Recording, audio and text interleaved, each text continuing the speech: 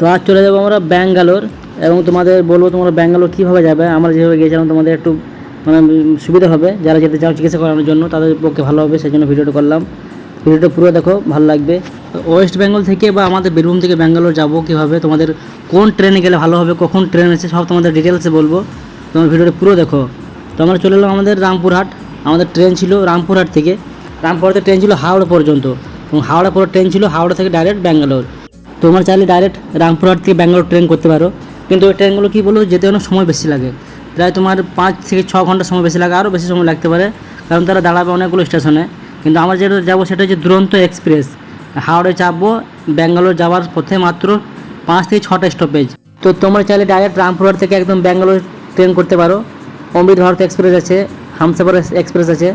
তো সেগুলো কী বলো, দাঁড়াবে অনেক স্টপেজে, প্রায় 30 থেকে 35টা স্টপেজ দাঁড়াবে এবং লেট হবে অনেক এবং খুব বিরক্ত লাগবে। সেই জন্য আমরা ডাইরেক্ট হাওড়া থেকে করেছিলাম দুরন্ত এক্সপ্রেস।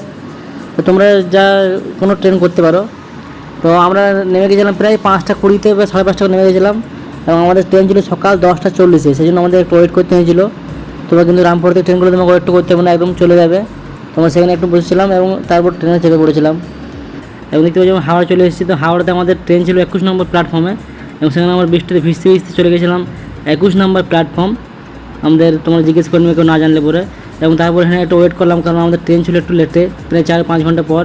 এবং সেখানে থাকার সময় একটু কিছু খেয়ে নিলাম। তোমরা সঙ্গে খাবার নিয়ে যাবে এবং যারা ব্যাঙ্গালোর যাবে তার সঙ্গে করে কিন্তু শীতের কাপড় নিয়ে যেও, হালকা ঠান্ডা কিন্তু লাগে। আমাদের যেমন পৌষ মাসে ঠান্ডা লাগে তার থেকে একটু কম লাগে, কিন্তু ভালো ঠান্ডা লাগে বেশ। তো মোটা গেঞ্জি এবং চাদর তোমার নিয়ে যেও। তো দেখতে পাচ্ছি আমাদের চলে এসেছে দুরন্ত এক্সপ্রেস ট্রেন। এই ট্রেনটাতে করে চলে যাবো ডাইরেক্ট ব্যাঙ্গালোর। এই ট্রেনটা খুবই ফাস্ট এবং খুবই সুন্দর পরিষেবা এবং বাথরুমও খুব সুন্দর এই ট্রেনটার। তো দেখতে পাচ্ছি আমি চেপে বললাম, আমাদের স্লিপার সিট ছিল, আমরা জেনারেলে কেটেছিলাম, শীতে কাটিনি, কারণ আমাদের বাচ্চা ছেলে ছিল, সেই শরীর খারাপ করবে, ঠান্ডা লাগবে সেই জন্য।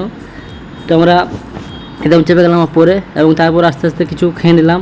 তোমরা সকলেই ব্যাগে করে খাবার নিয়ে যেতে পারো এবং যারা ব্যাঙ্গালোর থাকবে ভাবছো 10-15 দিন, তারা রান্না করার জন্য তোমার ছোটো ছোটো হাঁড়ি বা পতিরা নিয়ে যেতে পারো। ওখানে গ্যাস ভাড়া পাওয়া যায় এবং ওখানে তোমরা আনতে পারো, কারণ ওখানে খাবার সবাই খেতে পারবে না। যদি বেশি দিন থাকো তো তোমাদের নিয়ে গেলে খুব ভালো হবে। তো আমরা নিয়ে যাইনি, সেই জন্য আমাদের কিনতে হয়েছিল গিয়ে, এবং একজনের কাছে গ্যাস ভাড়া পেয়েছিলাম, গ্যাসটা কিনে এনেছিলাম এবং সেইখানে বাজার গিয়ে গ্যাস ভরে এনেছিলাম। তো সেগুলো তোমাদের ভিডিও দেবো আস্তে আস্তে, সব ভিডিও দেবো, ব্যাঙ্গালোর বাজার কোথায় যাবে এবং চিকিৎসা কিরকম সব তোমাদের দেখাবো। তো ভিডিওটা পুরো দেখবে এবং অনেকে শেয়ার করে দেবে যাদের উপকার হয় যেন। তো আমরা ট্রেনে সবাই শুয়ে পড়লাম এবং এই ট্রেনটা এলে পরে কী বলো তো, কোনো রকমের অসুবিধা নেই, মানে বারে বারে দাঁড়াবে কোনো রকম ব্যাপার নাই। এবং কিন্তু রামপুর থেকে ট্রেন ধরলে পরে কিন্তু তোমার অনেক স্টপেজ দেয়, সেই জন্য দাঁড়াবে খুব বিরক্ত লাগবে। এবং রাত্রে আমি কিনেছিলাম বিরিয়ানি, বলছিল 50 টাকাতে বিরিয়ানি। তো আমার পুরো একদম ঠকিয়ে দিয়েছিলো, কারণ দুটো ডিম ছিল, শুধু বিরিয়ানি খাওয়া হয়নি, শুধু সিজা ভাত ছিল। একদম খেতে খুব ফালতু, কেউ কিনো না তোমরা। গুড মর্নিং বন্ধুরা, উঠে বললাম আবার, সকাল গেছে, সারা রাত ট্রেন চললো।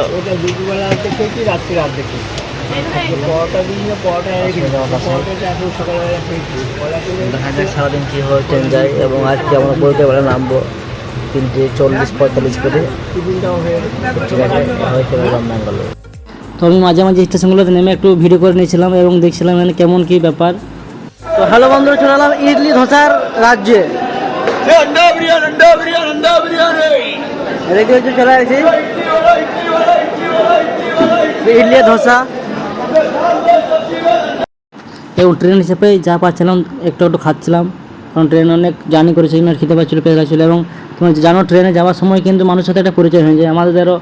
আমাদের যারা বসেছিল পাশে কাকার সঙ্গে ভালো পরিচয় হয়ে গেছিলো। আমরা এমন মানুষ, আমাদের যে কোনো লোকের সাথে ভালো পরিচয় হয়ে যায়। তো দেখতে হচ্ছে কাকা আমাদের সেই ভাইটাকে নিয়ে খুব সুন্দর খেলা করছিলো এবং যাওয়ার সময় একটু কাকা মিস করলাম। তো অবশেষে নেমে পড়লাম সে আমাদের ব্যাঙ্গালোরের SMVT স্টেশনে। সুন্দর করে চকচকে স্টেশন, ওটা একদম পাথরে মজা করা। তো নেমেই আমরা চলে গেলাম একদম স্টেশনের বাইরে।